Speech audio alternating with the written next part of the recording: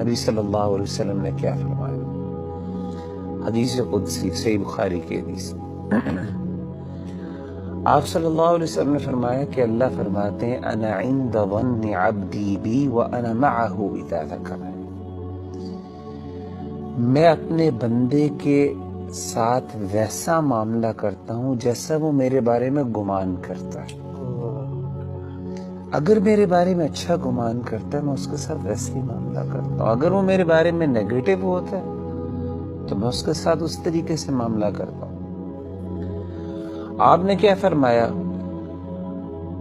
وَأَنَا مَعَهُ إِذَا ذَكَرَنِي، جب وہ میرے بارے میں ذکر کرتا ہے، مجھے یاد کرتا ہے، میں اس کے ساتھ ہوتا ہوں۔ إِذَا ذَكَرَنِي فِي نَفْسِهِ ذَكَرْتُهُ فِي نَفْسِهِ، جب وہ اپنے دل میں مجھے یاد کرتا ہے تو میں بھی اس کو اپنے نفس میں یاد کرتا ہوں۔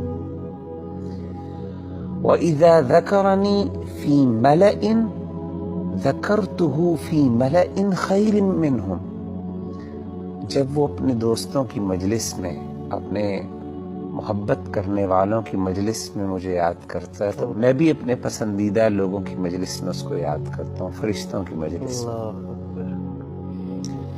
اور آپ فرماتے ہیں وَمَن تَقَرَّبَ إِلَيَّ شِبْرًا تَقَرَّبْتُ إِلَيْهِ ذِرَاعًا، اور جو میرے قریب آتا ہے ایک شبر، ایک بالشت، میں ایک گز اس کے پاس چل کے آتا ہوں۔